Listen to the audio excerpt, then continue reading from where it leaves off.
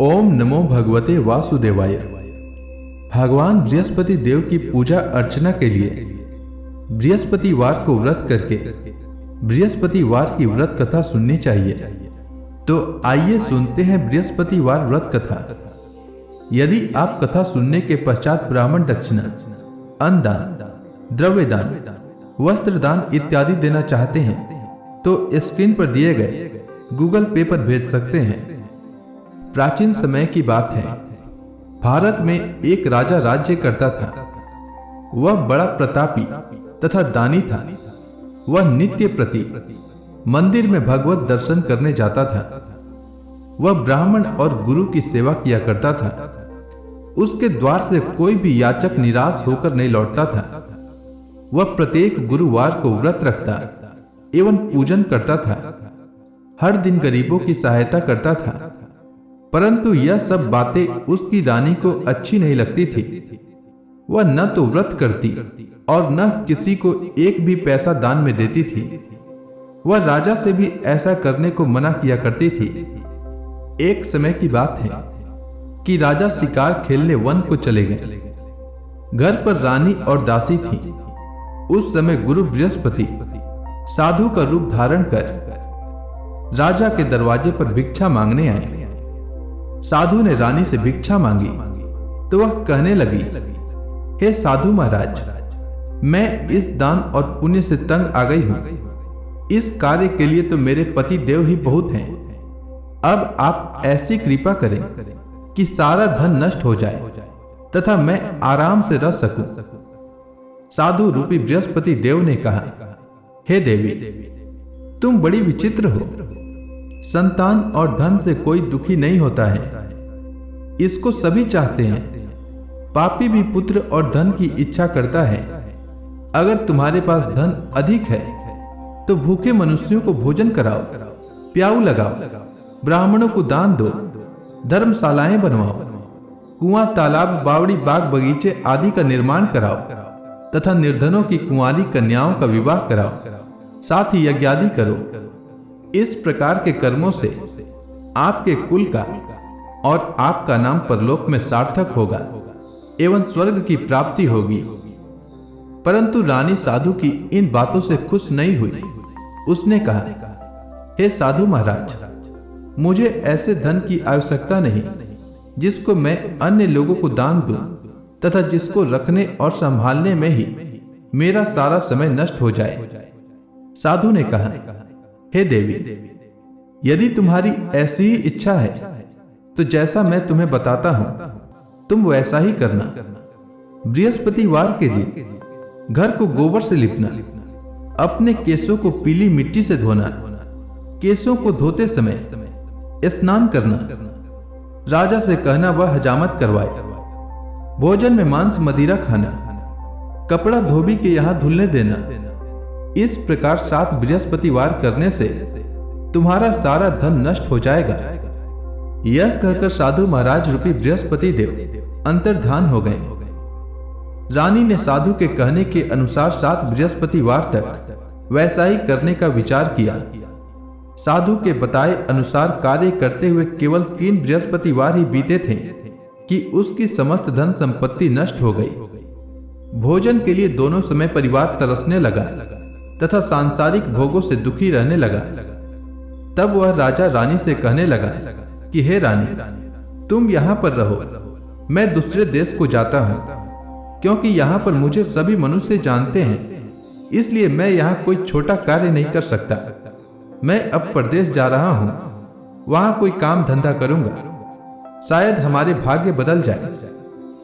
ऐसा कहकर राजा परदेश चला गया। वह वहां जंगल से लकड़ी काट कर लाता और शहर में बेचता। इस तरह जीवन व्यतीत करने लगा। इधर राजा के बिना रानी और दासियां दुखी रहने लगी। किसी दिन भोजन मिलता और किसी दिन जल पीकर ही रह जाती। एक समय रानी और दासियों को 7 दिन बिना भोजन के व्यतीत करना पड़ा। तो रानी ने अपनी दासी से कहा, हे दासी, यहां पास के नगर में मेरी बहन रहती है। वह बड़ी धनवान है। तू उसके पास जा और वहां से 5 सेर बेचर मांग कर ले आ, जिससे कुछ समय के लिए गुजर हो जाएगा। दासी रानी की बहन के पास गई। रानी की बहन उस समय पूजा कर रही थी। बृहस्पतिवार का दिन था।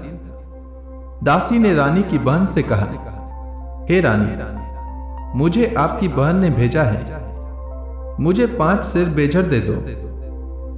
दासी ने यह बात अनेक बार कही, परंतु रानी की बहन ने कोई उत्तर नहीं दिया, क्योंकि वह उस समय बृहस्पतिवार की कथा सुन रही थी। जब दासी को रानी की बहन से कोई उत्तर नहीं मिला तो वह बहुत दुखी हुई। उसे क्रोध भी आया। वह लौटकर रानी से बोली, हे रानी, आपकी बहन बहुत ही धनी स्त्री है। वह छोटे लोगों से बात भी नहीं करती। मैंने उससे कहा तो उसने कोई उत्तर नहीं दिया। मैं वापस चली आई। रानी बोली, हे दासी, इसमें उसका कोई दोष नहीं है। जब बुरे दिन आते हैं तब कोई सहारा नहीं देता। अच्छे बुरे का पता विपत्ति में ही लगता है। जो ईश्वर की इच्छा होगी वही होगा। यह सब हमारे भाग्य का दोष है। उधर रानी की बहन ने सोचा कि मेरी बहन की दासी आई थी, परंतु मैं उससे कुछ नहीं बोली। इससे वह बहुत दुखी हुई होगी। अतः कथा सुन और विष्णु भगवान का पूजन समाप्त कर वह अपनी बहन के घर आई और कहने लगी, हे बहन, मैं बृहस्पतिवार का व्रत कर रही थी। तुम्हारी दासी हमारे घर गई थी, परंतु जब तक कथा होती है तब तक हम लोग न तो उठते हैं और न बोलते हैं, इसलिए मैं नहीं बोली। कहो दासी क्यों गई थी? रानी बोली, बहन, हमारे घर अनाज नहीं था। वैसे तुमसे कोई बात छिपी नहीं है। इस कारण मैंने दासी को तुम्हारे पास 5 सेर बेजर लेने के लिए भेजा था। रानी की बहन बोली, बहन, देखो, बृहस्पति भगवान सबकी मनोकामना पूर्ण करते हैं। देखो, शायद तुम्हारे घर में अनाज रखा हो। यह सुनकर दासी घर के अंदर गई तो वहां उसे एक घड़ा बेजर का भरा मिल गया। उसे बड़ी आश्चर्य हुई, क्योंकि उसने एक एक बर्तन देख लिया था। उसने बाहर आकर रानी को बताया। दासी अपनी रानी से कहने लगी, हे रानी, देखो, वैसे हमको जब अन्न नहीं मिलता तो हम रोज ही व्रत करते हैं। अगर इनसे व्रत की विधि और कथा पूछ ली जाए तो उसे हम भी किया करेंगे। दासी के कहने पर रानी ने अपनी बहन से बृहस्पतिवार व्रत के बारे में पूछा। उसकी बहन ने बताया, हे रानी बहन, बृहस्पतिवार को सूर्योदय से पूर्व उठकर स्नान करके बृहस्पतिवार का व्रत करना चाहिए, लेकिन उस दिन सिर नहीं धोना चाहिए। बृहस्पतिवार के व्रत में चने की दाल और मुनक्का से विष्णु भगवान का केले के वृक्ष की जड़ में पूजन करें तथा दीपक जलावें। उस दिन एक ही समय भोजन करें। भोजन पीले खाद्य पदार्थ का करें तथा कथा सुने। इस प्रकार करने से गुरु भगवान प्रसन्न होते हैं, अन्न पुत्र धन देते हैं, मनोकामना पूर्ण करते हैं। व्रत और पूजन की विधि बताकर रानी की बहन अपने घर लौट गई। रानी और दासी दोनों ने निश्चय किया कि बृहस्पति देव भगवान का पूजन अवश्य करेंगे। 7 दिन बाद जब बृहस्पतिवार आया तो उन्होंने व्रत रखा। घुड़साल में जाकर चना और गुड़ बीन लाई तथा उसकी दाल से केले की जड़ तथा विष्णु भगवान का पूजन किया। अब अन्न पीला कहां से लाएं? दोनों बड़ी दुखी हुई, परंतु उन्होंने व्रत किया था, इस कारण बृहस्पति देव भगवान प्रसन्न थे। एक साधारण व्यक्ति के रूप में वे 2 थालों में सुंदर पीला भोजन लेकर आए और दासी को देकर बोले, हे दासी, यह भोजन तुम्हारे और रानी के लिए है, तुम दोनों करना। दासी भोजन पाकर बड़ी प्रसन्न हुई और रानी से बोली, रानी जी, भोजन कर लो। रानी को भोजन आने के बारे में कुछ पता नहीं था, इसलिए वह दासी से बोली, जा तू ही भोजन कर, क्योंकि तू हमारी व्यर्थ में हंसी उड़ाती है। दासी बोली, एक व्यक्ति भोजन दे गया है। रानी कहने लगी, वह भोजन तेरे लिए दे गया है, तू ही भोजन कर। दासी ने कहा, वह व्यक्ति हम दोनों के लिए, 2 थालों में भोजन दे गया है, इसलिए मैं और आप दोनों ही साथ साथ भोजन करेंगे। दोनों ने गुरु भगवान को नमस्कार कर भोजन प्रारंभ किया। उसके बाद से वे प्रत्येक बृहस्पतिवार को गुरु भगवान का व्रत और पूजन करने लगी। बृहस्पति भगवान की कृपा से उनके पास धन हो गया, परंतु रानी फिर से पहले की तरह आलस्य करने लगी। तब दासी ने कहा, देखो रानी, तुम पहले भी इस प्रकार आलस्य करती थी। तुम्हें धन के रखने में कष्ट होता था, इस कारण सभी धन नष्ट हो गया था। अब गुरु भगवान की कृपा से धन मिला है, तो फिर तुम्हें आलस्य होता है। बड़ी मुसीबतों से हमने यह धन पाया है, इसलिए हमें दान पुण्य करना चाहिए। तुम भूखे मनुष्यों को भोजन कराओ, प्याऊ लगवाओ और ब्राह्मणों को दान दो। कुआं, तालाब, बावड़ी आदि का निर्माण करवाओ। मंदिर, पाठशाला बनवाकर दान दो। कुंवारी कन्याओं का विवाह करवाओ। धन को शुभ कार्यों में खर्च करो, जिससे तुम्हारे कुल का यश बढ़े तथा स्वर्ग प्राप्त हो और पितृ प्रसन्न हो। दासी की बात मानकर रानी ने इसी प्रकार के कर्म करने प्रारंभ किए, जिससे उसका काफी यश फैलने लगा। एक दिन रानी और दासी आपस में विचार करने लगी कि न जाने राजा किस दशा में होंगे। उनकी कोई खोज खबर नहीं है। गुरु भगवान से उन्होंने प्रार्थना की और भगवान ने रात्रि में राजा को स्वप्न में कहा, हे राजा, उठ, तेरी रानी तुझको याद करती है। अब अपने देश को लौट जा। राजा प्रातः काल उठकर जंगल से लकड़ियां काट कर लाने के लिए जंगल की ओर चल पड़ा। जंगल से गुजरते समय वह सोचने लगा, रानी की गलती से उसे कितने दुख भोगने पड़े। राजपाट छोड़कर उसे जंगल में आकर रहना पड़ा। जंगल से लकड़ियां काटकर उन्हें बेचकर गुजारा करना पड़ा। उसी समय उस जंगल में बृहस्पति देव एक साधु का रूप धारण करके आए और राजा के पास आकर बोले, हे लकड़हारे, तुम इस सुनसान जंगल में किस चिंता में बैठे हो, मुझे बतलाओ। यह सुनकर राजा के नेत्रों में जल भर आया और साधु की वंदना कर बोला, हे प्रभु, आप सब कुछ जानने वाले हैं। इतना कहकर राजा ने साधु को अपनी संपूर्ण कहानी सुना दी। महात्मा दयालु होते हैं।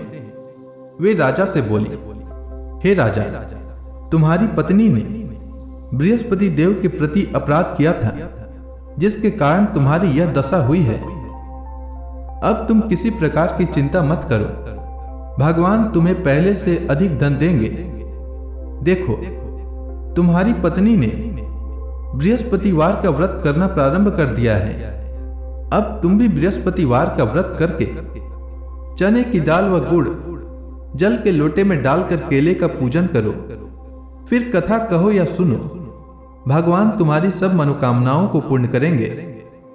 साधु को प्रसन्न देखकर राजा बोला, हे प्रभु, मुझे लकड़ी बेचकर इतना पैसा भी नहीं बचता जिससे भोजन करने के उपरांत कुछ बचा सकूं। मैंने रात्रि में अपनी रानी को व्याकुल देखा है। मेरे पास कोई साधन नहीं जिससे समाचार जान सकूं। फिर मैं बृहस्पति देव की क्या कहानी कहूं?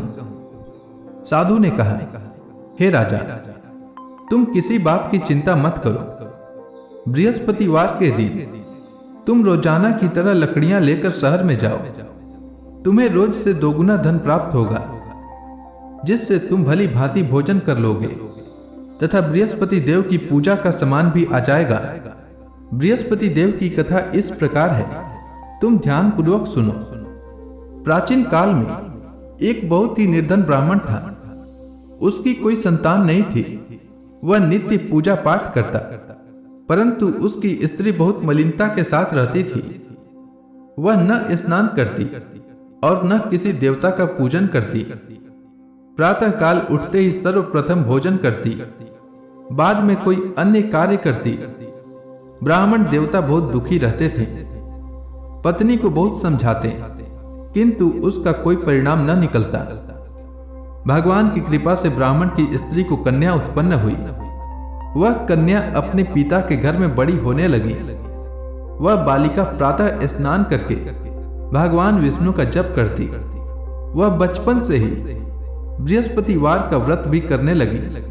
पूजा पाठ समाप्त कर विद्यालय जाती तो अपनी मुट्ठी में जौ भर कर ले जाती और पाठशाला जाने के मार्ग में डालती जाती। वही जौ स्वर्ण के हो जाते तो लौटते समय उनको बीनकर घर ले आती।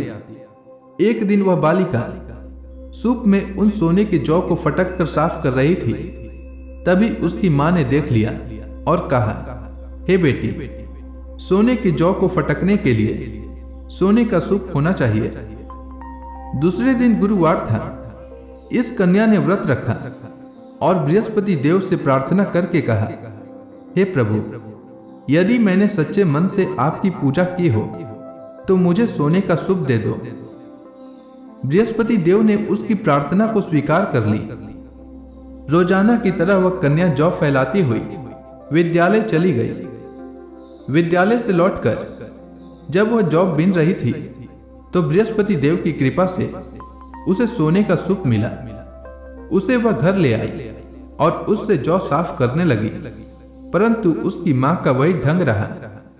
एक दिन की बात है, वह कन्या सोने के सूप में जौ साफ कर रही थी। उस समय उस नगर का राजकुमार वहां से होकर निकला। इस कन्या के रूप और सोने के सूप में जौ को साफ करते देखकर वह उस कन्या पर मोहित हो गया। राजमहल आकर वह भोजन तथा जल त्याग कर उदास होकर लेट गया। राजा को जब राजकुमार द्वारा अन्न जल त्यागने का समाचार ज्ञात हुआ तो अपने मंत्रियों के साथ वह अपने पुत्र के पास गए और बोले, हे पुत्र, तुम्हें किस बात का कष्ट है? किसी ने अपमान किया है अथवा कोई और कारण है? मुझे बताओ, मैं वही करूंगा जिससे तुम्हें प्रसन्नता हो। राजकुमार ने अपने पिता की बातें सुनी तो वह बोला, मुझे आपकी कृपा से किसी बात का दुख नहीं है। किसी ने मेरा अपमान भी नहीं किया है, परंतु मैं उस लड़की के साथ विवाह करना चाहता हूं जो सोने के सूप में जौ साफ कर रही थी। यह सुनकर राजा आश्चर्य में पड़ गया और बोला, हे पुत्र, इस तरह की कन्या का पता तुम ही लगाओ। मैं उसके साथ तुम्हारा विवाह अवश्य ही करवा दूंगा। राजकुमार ने राजा को उस लड़की के घर का पता बतलाया। मंत्री उस लड़की के घर गया और राजा का आदेश ब्राह्मण को सुनाया। कुछ ही दिन बाद ब्राह्मण की कन्या का विवाह राजकुमार के साथ संपन्न हो गया। कन्या के घर से जाते ही उस ब्राह्मण देवता के घर में पहले की ही भांति गरीबी का वास हो गया। अब भोजन के लिए भी अन्न बड़ी मुश्किल से मिलता था। एक दिन दुखी होकर ब्राह्मण अपनी पुत्री से मिलने गया। बेटी ने पिता के दुख की अवस्था को देखा और अपनी मां का समाचार पूछा। ब्राह्मण ने सभी हाल कहा। कन्या ने बहुत सा धन देकर अपने पिता को विदा कर दिया। इस तरह ब्राह्मण का कुछ समय सुखपूर्वक व्यतीत हुआ, लेकिन कुछ दिन बाद फिर वही हाल हो गया। ब्राह्मण फिर अपनी कन्या के यहां गया और सभी हाल कहा तो पुत्री बोली, हे पिताजी, आप माता जी को यहां लिवा लाओ। मैं उन्हें वह विधि बता दूंगी जिससे गरीबी दूर हो जाए। ब्राह्मण देवता अपनी स्त्री को साथ लेकर अपनी पुत्री के पास राजमहल पहुंचे तो पुत्री अपनी माता को समझाने लगी, हे मां, तुम प्रातःकाल उठकर प्रथम स्नान आदि करके विष्णु भगवान का पूजन करो तो सब दरिद्रता दूर हो जाएगी। परंतु उसकी मां ने उसकी एक बात नहीं मानी। वह प्रातःकाल उठकर अपनी पुत्री का बचा जूठन खा लेती थी। एक दिन उसकी पुत्री को बहुत क्रोध आया। उसने एक रात एक कोठरी से सारा सामान निकाल दिया और अपनी मां को उसमें बंद कर दिया। प्रातः उसमें से उसे निकाला तथा स्नान आदि करा के पूजा पाठ करवाया तो उसकी मां की बुद्धि ठीक हो गई। इसके बाद वह नियम से पूजा पाठ करती और प्रत्येक बृहस्पतिवार को व्रत रखने लगी। इस व्रत के प्रभाव से उसकी मां भी बहुत धनवान हो गई और बृहस्पति देवता के प्रभाव से स्वर्ग को प्राप्त हुई। वह ब्राह्मण भी सुखपूर्वक इस लोक का सुख भोग कर स्वर्ग को प्राप्त हुआ। इस तरह कहानी कहकर साधु देवता वहां से लोप हो गए। धीरे धीरे समय व्यतीत होने पर फिर बृहस्पतिवार का दिन आया। राजा जंगल से लकड़ी काट कर किसी शहर में बेचने गया। उसे उस दिन और दिनों से अधिक धन मिला। राजा ने चना, गुड़ आदि लाकर बृहस्पतिवार का व्रत किया। उस दिन से उसके सभी कलेश दूर हो गए। परंतु जब अगला गुरुवार का दिन आया तो वह बृहस्पतिवार का व्रत करना भूल गया। इस कारण बृहस्पति भगवान नाराज हो गए। उस दिन उस नगर के राजा ने विशाल यज्ञ का आयोजन किया तथा अपने समस्त राज्य में घोषणा करवा दी कि कोई भी मनुष्य अपने घर में भोजन न बनाए तथा आग भी न जलाए। समस्त लोग मेरे यहाँ भोजन करने आवे। इस आज्ञा को जो न मानेगा उसको फांसी की सजा दी जाएगी। राजा की आज्ञानुसार राज्य के सभी वासी राजा के भोज में सम्मिलित हुए, लेकिन लकड़हारा कुछ देर से पहुंचा, इसलिए राजा उसको अपने साथ महल में ले गए। जब राजा लकड़हारे को भोजन करा रहे थे तो रानी की दृष्टि उस खूंटी पर पड़ी जिस पर उसका हार लटका हुआ था। उसे हार खूंटी पर लटका दिखाई नहीं दिया। रानी को निश्चय हो गया कि मेरा हार इसी लकड़हारे ने चुरा लिया है। उसी समय सैनिक बुलवाकर उसको जेल में डलवा दिया। जब लकड़हारा जेल खाने में गया तो बहुत दुखी होकर विचार करने लगा कि न जाने कौन से पूर्व जन्म के कर्म से मुझे यह दुख प्राप्त हुआ है, और उसी साधु को याद करने लगा जो जंगल में मिला था। तत्काल बृहस्पति देव साधु के रूप में प्रकट हो गए और उसकी दशा को देखकर कहने लगे, अरे मूर्ख, तूने बृहस्पति देवता की कथा नहीं कही, इसी कारण तुझे दुख प्राप्त हुआ है। अब चिंता मत कर। बृहस्पतिवार के दिन जेल खाने के दरवाजे पर 4 पैसे पड़े मिलेंगे। उनसे तू बृहस्पति देव की पूजा करना तो तेरे सभी कष्ट दूर हो जाएंगे। अगले बृहस्पतिवार को उसे जेल के द्वार पर 4 पैसे मिले। राजा ने पूजा का सामान मंगवाकर कथा कही और प्रसाद बांटा। उसी रात्रि को बृहस्पति देव ने उस नगर के राजा को स्वप्न में कहा, हे राजा, तूने जिस आदमी को जेल खाने में बंद कर दिया है वह निर्दोष है, वह राजा है, उसे छोड़ देना। रानी का हार उसी खूंटी पर लटका हुआ है। अगर तू ऐसा नहीं करेगा तो मैं तेरे राज्य को नष्ट कर दूंगा। राजा प्रातः काल उठा और खूंटी पर हार टंगा देखकर लकड़हारे को बुलाकर क्षमा मांगी और राजा के योग्य सुंदर वस्त्र आभूषण भेंट कर उसे विदा किया। गुरुदेव की आज्ञानुसार राजा अपने नगर को चल दिया। राजा जब नगर के निकट पहुंचा तो उसे बड़ा आश्चर्य हुआ। नगर में पहले से अधिक बाग, तालाब और कुएं तथा बहुत सी धर्मशालाएं, मंदिर आदि बने हुए थे। राजा ने पूछा कि यह किसका बाग और धर्मशाला है। तब नगर के सब लोग कहने लगे कि यह सब रानी और दासी द्वारा बनाए गए हैं। राजा को आश्चर्य हुआ और क्रोध भी आया। जब रानी को पता चला कि राजा आ रहे हैं तो उसने अपनी दासी से कहा, हे दासी, देख, राजा हमको कितनी बुरी हालत में छोड़ गए थे। वह हमारी ऐसी हालत देखकर लौट न जाए, इसलिए तू दरवाजे पर खड़ी हो जा। रानी की आज्ञानुसार दासी दरवाजे पर खड़ी हो गई। जब राजा आए तो उन्हें अपने साथ महल में लिवा लाई। तब राजा ने क्रोध करके अपनी तलवार निकाली और पूछने लगा, बताओ, यह धन तुम्हें कैसे प्राप्त हुआ है। तब रानी ने बताया, हमें यह सब धन बृहस्पति देव के व्रत के प्रभाव से प्राप्त हुआ है।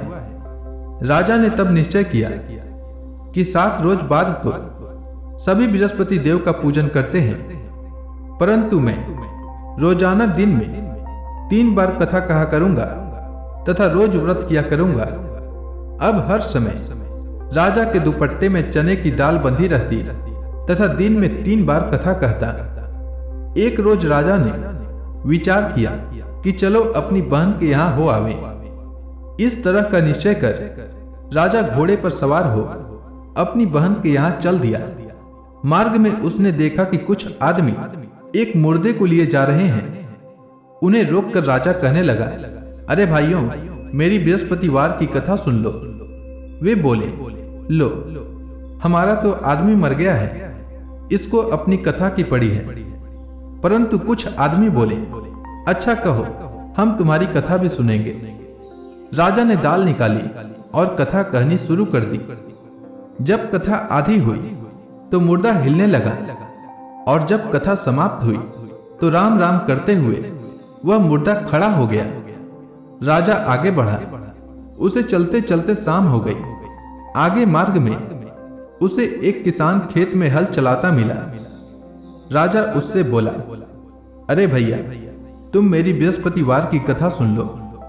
किसान बोला, जब तक मैं तेरी कथा सुनूंगा तब तक 4 हरया जोत लूंगा। जा अपनी कथा किसी और को सुनाना। राजा आगे चलने लगा। राजा के हटते ही बैल पछाड़ खाकर गिर गए तथा किसान के पेट में बहुत जोर से दर्द होने लगा। उसी समय किसान की मां रोटी लेकर आई। उसने जब यह देखा तो अपने पुत्र से सब हाल पूछा। बेटे ने सभी हाल बता दिया। बुढ़िया दौड़ी दौड़ी उस घुड़सवार के पास गई और उससे बोली, मैं तेरी कथा सुनूंगी, तू अपनी कथा मेरे खेत पर चलकर कहना। राजा ने लौटकर बुढ़िया के खेत पर जाकर कथा कही, जिसके सुनते ही बैल खड़े हो गए तथा किसान के पेट का दर्द भी बंद हो गया। राजा अपनी बहन के घर पहुंच गया। बहन ने भाई की खूब मेहमानी की। दूसरे रोज प्रातः काल राजा जगा तो वह देखने लगा कि सब लोग भोजन कर रहे हैं। राजा ने अपनी बहन से जब पूछा कि ऐसा कोई मनुष्य है जिसने भोजन नहीं किया हो, जो मेरी बृहस्पतिवार की कथा सुन ले, तो बहन बोली, हे भैया, यह देश ऐसा ही है। पहले यहाँ के लोग भोजन करते हैं, बाद में अन्य काम करते हैं। अगर पड़ोस में कोई हो तो देख आती हूँ। ऐसा कहकर बहन देखने चली, परंतु उसे कोई भी ऐसा व्यक्ति नहीं मिला जिसने भोजन न किया हो। वह एक कुम्हार के घर गई जिसका लड़का बीमार था। उसे पता चला कि उसके यहाँ 3 दिन से किसी ने भोजन नहीं किया है। रानी ने अपने भाई की कथा सुनने के लिए कुम्हार से कहा। वह तैयार हो गया। राजा ने जाकर बृहस्पतिवार की कथा कही, जिसको सुनकर उसका लड़का ठीक हो गया। अब तो राजा की प्रशंसा होने लगी। एक दिन राजा ने अपनी बहन से कहा, हे बहन, मैं अपने घर जाऊंगा, तुम भी तैयार हो जाओ। राजा की बहन ने अपनी सास से अपने भाई के साथ जाने की आज्ञा मांगी। सास बोली, चली जा, परंतु अपने लड़कों को मत ले जाना, क्योंकि तेरे भाई को कोई संतान नहीं होती है। बहन ने अपने भाई से कहा, हे भैया, मैं तो चलूंगी, परंतु कोई बालक नहीं जाएगा। राजा ने कहा, जब कोई बालक नहीं चलेगा तब तुम जाकर ही क्या करोगी। दुखी मन से राजा अपने नगर को लौट आया। राजा ने अपनी रानी से कहा, हम निसंतान हैं, इसीलिए कोई हमारे घर आना पसंद नहीं करता। इतना कह वह बिना भोजन आदि किए शैया पर लेट गया।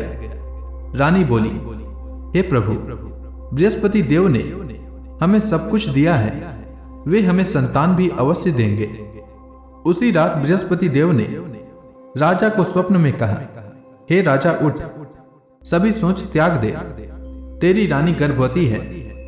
राजा को यह जानकर बड़ी खुशी हुई। 9वें महीने रानी के गर्भ से एक सुंदर पुत्र उत्पन्न हुआ। जब राजा की बहन ने यह शुभ समाचार सुना तो वह बहुत खुश हुई तथा बधाई लेकर अपने भाई के यहाँ आई। तभी रानी ने कहा, घोड़ा चढ़कर नहीं आई, गधा चढ़ी आई। राजा की बहन बोली, भाई, मैं इस प्रकार न कहती तो तुम्हें संतान कैसे मिलती। बृहस्पति देव ऐसे ही हैं, जिसके मन में जो कामनाएं रहती है सभी को पूर्ण करते हैं। जो सद्भावना पूर्वक बृहस्पतिवार का व्रत कथा करता है एवं पढ़ता है अथवा सुनता है और दूसरों को सुनाता है, बृहस्पति देव उसकी सभी मनोकामना पूर्ण करते हैं। बृहस्पति देव उसकी सदैव रक्षा करते हैं। जो संसार में सद्भावना व सच्चे हृदय से बृहस्पति देव का पूजन करते हैं, उनकी सभी मनोकामनाएं उसी प्रकार पूर्ण होती है जैसे रानी और राजा ने बृहस्पति देव की कथा का गुणगान किया उनकी सभी इच्छाएं बृहस्पति देव ने पूर्ण की। मनुष्य को हृदय से उनका मनन करते हुए जयकारा करना चाहिए। तो प्रेम से बोलिए बृहस्पति भगवान की जय, विष्णु भगवान की जय, माता लक्ष्मी की जय। अब आप सभी भक्तगण हाथ जोड़कर भगवान विष्णु का ध्यान करें। आरती होने वाली है। ओम जय जगदीश हरे, स्वामी जय जगदीश हरे। भक्त जनों के संकट, भक्त जनों के संकट क्षण में दूर करे। ओम जय जगदीश हरे। जो ध्यावे फल पावे, दुख बिन से मन का। सुख संपत्ति घर आवे, कष्ट मिटे तन का। ओम जय जगदीश हरे। मात पिता तुम मेरे, शरण गहूँ मैं किसकी। प्रभु शरण गहूँ मैं किसकी। तुम बिन और न दूजा, तुम बिन और न दूजा। आस करूं मैं किसकी। ओम जय जगदीश हरे। तुम पूरन परमात्मा, तुम अंतर्यामी। प्रभु तुम अंतर्यामी। पार ब्रह्म परमेश्वर, तुम सबके स्वामी। ओम जय जगदीश हरे। तुम करुणा के सागर, तुम पालन करता। प्रभु तुम पालन करता। मैं मूरख खल कामी, मैं मूरख खल कामी। कृपा करो भरता। ओम जय जगदीश हरे। तुम हो एक अगोचर, सबके प्राणपति। प्रभु सबके प्राणपति। किस विधि मिलूं दया मैं, किस विधि मिलूं दया मैं। तुमको मैं कुमति। ओम जय जगदीश हरे। दीन बंधु दुख हरता, तुम रक्षक मेरे। प्रभु तुम रक्षक मेरे। अपने हाथ उठाओ, अपने हाथ उठाओ। द्वार पड़ा तेरे। ओम जय जगदीश हरे।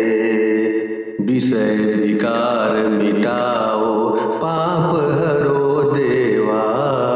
प्रभु पाप हरो देवा।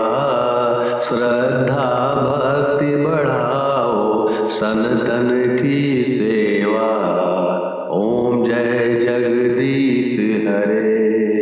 तन मन धन सब तेरा, स्वामी सब कुछ है तेरा।